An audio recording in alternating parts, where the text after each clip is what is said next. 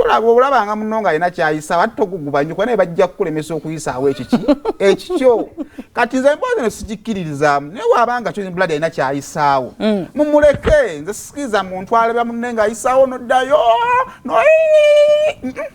eke mboze Chozen Blood yeyitewo nenze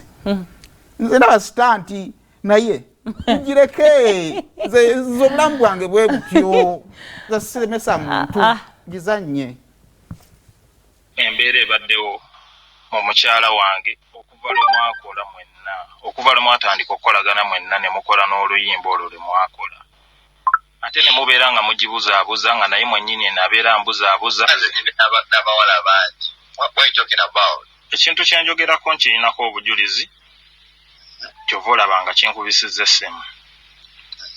Winnie mukazi wange era mwagala nina ebintu bye mmukoledde ebingi.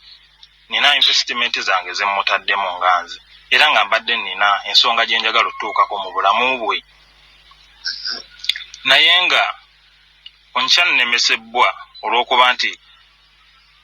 bw'obanga olina omukazi gw'oyagala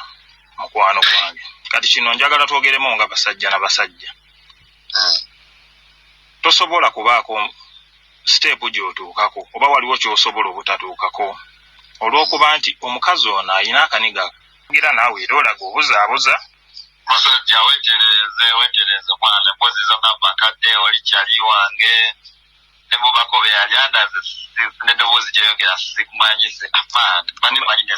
mpuliriza badde njagala tusisinkane tugonjoole ensonga eno okuggyako nga n'ekyokusisinkana okiyinamu obuzibu nyinza obutagamba nzaani naye njagala onnoonye tusisinkane. Kakati ekisooka oyo ne wabeera abamukube wajjo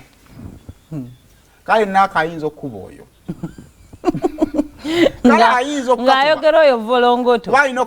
okusinziira ku ddobaazi n'obanga n'omumpi mumpi. I think ebya music obitegeera nnyo muyimbi kyali akoze stanti n'emuyisaawo bazikola neze mutamanya nti stanti neze mutamanya nti yali stanti osanga then twali bafala kati tugenda even now ne kati nolina gamba nti yali stanti nga olwawo nokikkiriza. I think weeyisizaawo nga n'akayimba akagiddeko kalungi so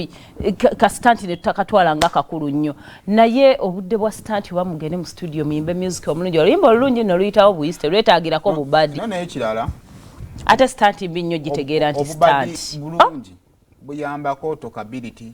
I think tuludde okwogera ku Chozen Blood naye nabo mu buwa obudde kabeera creative omanyi tali kintu kiri disgusting ngenda kukola company ng'eyiiya bubadi omanyi omwana omuwala n'obeera ng'otudde wotudde ogga inajja n'atambula waali n'omanya nti agenda kukwana it's a total turn off so ngenda kukola company ng'eyiiya bubadi bw'abayini ojja n'osasula obukadde nga bubiri kuyiiyiza ompayo bubiri okuwa abazannyi embadi neeyitawo embadi ejje ng'ekyamazima n'abantu babakana nti si kabadi kuba kati si kirungi. That is so uncreative. Yabinyumye olutambula mu ba celebrities